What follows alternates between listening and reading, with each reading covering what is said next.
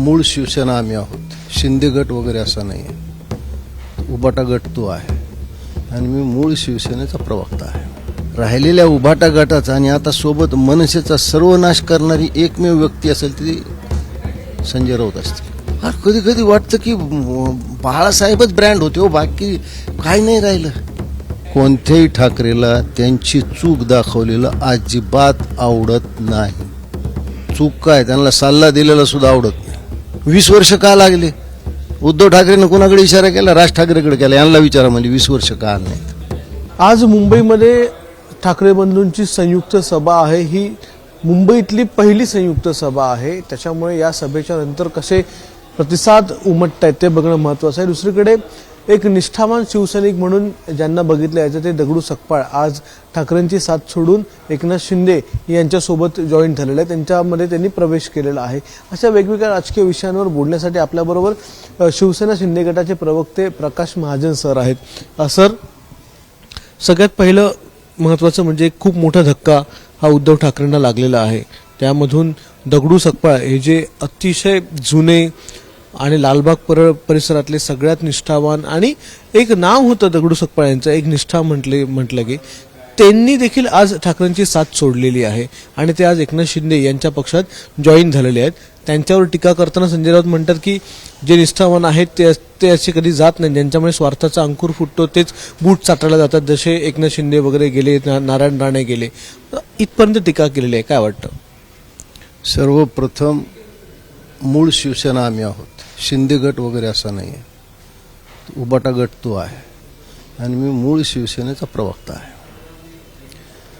खरं म्हणजे दगडू सकपाळ हे निष्ठेचं दुसरं नाव. आम्ही सुरुवातीपासून जे काही स्वर्गवासी बाळासाहेबांच्या सोबत राहिले त्याच्यापैकी प्रामुख्यानं नाव ज्याचं घ्यावं ते दगडू सकपाळ आहे. आणि संजय राऊतनं त्यांच्याविषयी जे उद्गार काढलेत, खरं म्हणजे संजय राऊत विषयी मी ते उद्गार काढणार नाही. ते एकदा त्यांचे फार सुप्रसिद्ध उद्गार आहेत. तर संजय राऊत दगडू सकपाळच्या निष्ठेवर संशय घेतो. अहो, दुर्योधन इतका नीच होता तरी तो द्रोणाचार्य, कृपाचार्य, भीष्माचार्याला योग्य तो मान द्यायचा. तुमचा विवेक मेलाय, तुम्हाला तुमचा पराभव समोर दिसू लागलाय आणि प्रत्येक गोष्टीत तुम्ही व्यवहार पाहतायत. मी मागे सुद्धा म्हटलं होतं, जे जनावरांच्या बाजारात दलाली करतात ना त्यांना गोदान सुद्धा व्यवहार वाटतं. तुम्ही दगडू सकपाळ विषयी बोलताय आणि उद्धवजी हे ऐकतायत. बाळासाहेबाच्या आत्म्याला काय वाटत असेल? अरे, काही चांगलं नाही बोलतायत, वाईट तर बोलू नका. राहिलेल्या उभाटा गटाचा आणि आता सोबत मनसेचा सर्वनाश करणारी एकमेव व्यक्ती असेल ती संजय राऊत असते. म्हणजे वाईट वाटत नाही, संताप येतो. काय दगडू सकपाळला स्वार्थ आहे या वयात, मला सांगा. याचबरोबर एक महत्त्वाचा प्रश्न, आज ज्यावेळी दोन्ही ठाकरे बंधूंची मुंबईमध्ये संयुक्त सभा, ते देखील शिवतीर्थावर शिवाजी पार्कमध्ये आहे, अशाच दिवशी दगडू सकपाळांचा प्रवेश होतो आहे. या सभेविषयी काय वाटतं तुम्हाला? ही सभा ज्या प्रकारे नाशिकमध्ये सभा चालली होती त्या प्रकारे होईल? त्याला कसा प्रतिसाद होईल? मुंबईमध्ये या सभेमुळे काही सत्तांतर होण्याची शक्यता? नाशिकची सभा ज्यांनी पाहिली आहे, फारशी काही झाली नाही. फार काही वेगळं त्यांनी तिथं जाऊन सांगितलं नाही. तोच कॅरम फुटला, तोच गोटान, तेच भोक, हेच त्यांची भाषा होती. मुंबई त्याच्यापेक्षा फार काही वेगळं बोलतील असं नाही. परिवार वाचवण्यासाठी म्हणून हे दोन भाऊ एकत्र आले. त्याच्यामुळं काय फार मोठा वैचारिक विचार ते काही महाराष्ट्राला देतील, मराठी माणसाला देतील असं काही नाही. एक करमणूक म्हणून ते सभेकडे लोक पाहतील, त्याच्यातून काही घेता येण्यासारखं काही नाही. पण नेहमी म्हणजे ज्या प्रकारे सांगितलं जातं की मुंबई जी आहे ती वाचवण्यासाठी, मराठी माणसाला वाचवण्यासाठी ठाकरे हा जो ब्रँड आहे तो मुंबईमध्ये असायला हवा किंवा मुंबईची सत्ता त्यांच्याकडे असायला हवी. राज ठाकरे यांनी देखील एबीपी माझ्याच्या कट्ट्यावर सांगितलं की आमच्यावरती कोण नाही आहे, आम्ही इकलेच आहोत, आम्ही व्यवस्थित मुंबई चालवू शकतो. पण देवेंद्र फडणवीस असतील किंवा इतर जे पक्ष आहेत त्यांच्यावरती कोण ना कोण बसलेले जे दिल्लीमध्ये बसलेले आहेत, त्यामुळे त्यांच्या हाती सत्ता द्यायची की नाही हे ठरवा, असं राज ठाकरे यांनी आमच्या कट्ट्यावर सांगितलं. त्यांनी असं देखील सांगितलं की नवी मुंबईचं एअरपोर्ट आहे किंवा मुंबईतलं जे एअरपोर्ट आहे ते देखील विकायचे काही प्रयत्न केले जात आहेत. असे वेगवेगळे त्यांनी काही तर्क मांडलेले आहेत. जर मुंबई दुसऱ्यांच्या हातात म्हणजे भाजप आणि शिवसेनेच्या हातात गेली तर. राज ठाकरे विषयी मी पूर्ण आदर ठेवून सांगतो की तुमच्या डोक्यावर कुणी नाही म्हणून असे तुम्ही बेलगाम झालात. तुमचं वक्तव्य काय? मग कशाला अमित शहाला भेटायला दिल्लीत गेलं तर? कशाला भेटायला तुम्ही इंदिरा गांधीला गेलतात? काही गोष्टी बोलायला लावू नका. तुम्ही मुख्यमंत्री आहेत देवेंद्र फडणवीस, त्यांच्या पदाचा मान ठेवा. ते बूट साठायला जातील कोणाचे? प्रत्येक पक्षात एक पद्धत असते पक्ष चालवण्याची. तुमच्या पक्षात काय होतं तुम्हीच सगळं सांगताल ते खरं होतं ना, बाकीच्यांचं काय खोटं. म्हणून राज ठाकरे दुसऱ्या राज ठाकरे सारख्या माणसाने हे विधान करावं की सरकार मुंबईचं एअरपोर्ट विकेल. मला सांगा, सांताक्रूज एअरपोर्ट आज वापरात नाही, ते विकलं का सरकारनं? तिथं बिल्डिंग उभा राहिल्या का? आता कसं आपण स्वतः बिल्डर असल्यामुळं कदाचित त्यांना रिकाम्या जागेवर डोळा असेल.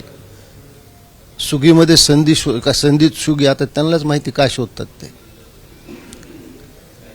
काय तुम्ही काय म्हणजे तुम्हाला स्वतःच जी काही प्रतिष्ठा वाचवण्यासाठी तुम्ही कशा पद्धतीचे आरोप करताय? कधी कधी वाटतं की बाळासाहेबच ब्रँड होते हो, बाकी काय नाही राहिलं. आता यांच्या नंतरची पिढी ती बोलताना ब्लँक होते. त्यातले एकाने आरोप असे केलेत की एक दिवस राज ठाकरेला मुख्यमंत्री करा, मग याच्यावर सुद्धा वाद होतील. म्हणजे उद्या आदित्य म्हणतील उद्धवजीला करा, अमित म्हणतील ह्याला करा, तर मग एक मुख्यमंत्री पद आहे, अर्ध्या खुर्चीवर बसतात काय? समजा असं होणार तर नाही. कल्पना करायला काय केली? तुम्ही सांगता की बाहेरून येणार आहे रेल्वे आम्ही मुंबईत उतरूच देणार नाही. काय मुंबईची वाढती लोकसंख्या हा प्रश्न निश्चित आहे. जगात लोकसंख्या वाढते हा प्रश्न आहे. पण त्याला हे उत्तर नाही की तुम्ही आम्ही रेल्वेच येऊ देणार नाहीत. अहो हिटलर सुद्धा असा करू शकला नसता. तुम्ही काय म्हणजे आहे काय? तुम्हाला काय म्हणायचं आहे? हे बेताल विधान म्हणजे ब्रँड म्हणजे ही बेताल विधान आहे काय? हे बाळासाहेबाच्या नावाखाली तुम्ही काही खपवायले?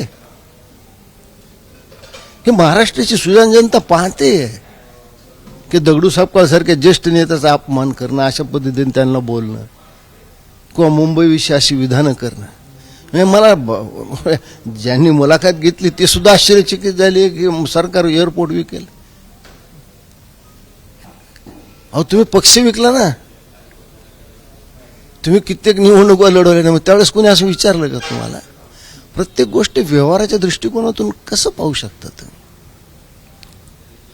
काल आमचा एक कार्यक्रम झाला ज्यामध्ये उद्धव ठाकरे यांनी मुलाखत दिली. तर त्या मुलाखतीमध्ये उद्धव ठाकरेंना ज्यावेळी देवेंद्र फडणवीस यांच्याबद्दल प्रश्न विचारला तर ते असं म्हणतात की खरा मित्र तोच असतो जो चुका दाखवतो, असं त्यांनी एक सॉफ्ट विधान जे आहे ते देवेंद्र फडणवीस यांच्याबद्दल केलेलं आहे. मग याच्यामध्ये काय वाटतं, देवेंद्र फडणवीस यांच्या एकूण नेचरमुळे, स्वभावामुळे ते मोठे आहेत की उद्धव ठाकरे आपल्या विरोधकांना देखील मोठं मानतात किंवा मित्रासारखं समजतात? काय तुम्हाला वाटतं? हे राजकीय विधान आहे. माझा अनुभव मी तुम्हाला सांगतो. कोणत्याही ठाकरेला त्यांची चूक दाखवलेलं अजिबात आवडत नाही.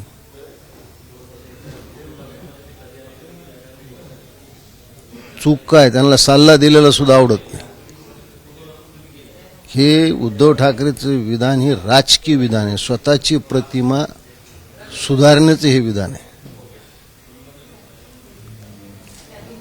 त्याच्यामुळं त्यांच्या विधानाकडे मी पाहताना हेच पाहू शकतो की ज्याला आम्ही चावट विधान हेच म्हणू शकतो, की बाकी काही नाही. ते अजून एक संजय राऊतांनी टीका केलेली आहे की एकनाथ शिंदेच्या माध्यमातून किंवा जे शिंदे गट आहे असं म्हटलं त्यांनी, त्यांच्या माध्यमातून देवेंद्र फडणवीस यांनी स्वतःच्या पायाला धोंडा बांधून घेतलेला आहे.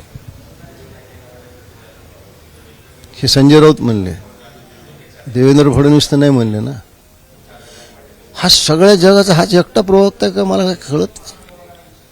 तुम्हाला खरं सांगू का, जे उद्धवला बोलता येत नाही ते याच्या तोंडातून बोलून घेतात. आणि आता हा दोन्ही भावाचा प्रवक्ता झाला, म्हणजे एका भावाची त्यांनी जी काही लावायची ती लावली.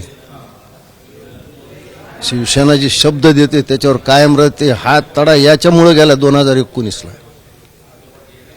दोन्ही भावात वितुष्ट आणणारा हाच तो बडवा आहे, आणि आता दोन्ही भावाला बोल्यावर उभा करणारा हाच तो बडजी आहे. हा सगळ्या भूमिकेत असतो. मी काय म्हणले की ज्या दिवशी सर्व नाश होईल याच्या मनात एक सुप्त राग आहे. याला कधीही बाळासाहेबांना असो किंवा उद्धवजींना असो केंद्रात मंत्रीच केलं नाही, आणि याच्या भावाला राज्यात केलं. हा कुठंतरी त्याच्या मनात राग आहे, आणि तो राग अशा पद्धतीनं यांचं सगळ्यांचं कसं वाटोळं होईल या पाण्यात संजय राऊत करतो. एक शेवटचा प्रश्न विचारतो. एक संयुक्त मुलाखत झाली होती, जी संयुक्त मुलाखत स्वतः संजय राऊत यांनी घेतली, त्यामुळे महेश मांजरेकर होते मुलाखत घेणारे, आणि समोर दोन्ही ठाकरे बंधू बसले होते. त्यामध्ये देखील ज्यावेळी महेश मांजरेकर म्हणाले की मला मुंबईत राहण्याची लाज वाटते, हे विधान तुम्हाला कसं वाटतं? त्यानं उद्धव ठाकरेची लाच काढली ती. कारण गेली 25 वर्ष उद्धव ठाकरेचीच मुंबईवर सत्ता आहे ना. मुंबई 2005ला पुरात घेण्याचं ह्यांचंच नियोजन आहे ना. ती मुलाखत खरं म्हणजे या दोघांनी, एक भिकार संपादक एक सुमार अभिनेता, या दोघांची इज्जत काढण्यासाठी केलाय. इज्जतच काढली त्यांनी. महाराष्ट्र वाट पाहतो यांच्या भेटीची. आता तुम्ही इतकं फिरता, कोण वाट पाहिलं महाराष्ट्रात? भेटा हरकत नाही, भाऊ भाऊ भेटले, आम्हाला काही त्याचं हे नाही. 20 वर्ष का लागले? उद्धव ठाकरेनं कोणाकडे इशारा केला? राज ठाकरेकडे केला. यांना विचारा म्हणजे 20 वर्ष का आलं नाहीत? अहो, महाराष्ट्राने काय पाहिलं नाही? तुला आम्ही आमच्या घरी सांभाळलं, लहानाचं मोठं केलं. मग बाळासाहेबाला मी सूप दिलं, चिकन वडे दिले. महापुरात तो बाळासाहेबाला सोडून गेले. महाराष्ट्रानं ऐकलं नाही. मुलाखतीचं काय म्हणून म्हणलं नाही की एक भिकार संपादक, सुमार अभिनेता आणि टुकार मुलाखत, त्याच्या पलीकडे काही नाही. ते धन्यवाद सर, आमच्याशी वेगवेगळ्या विषयावर बातचीत केल्याबद्दल. तर आपल्याबरोबर प्रकाशजी महाजन होते.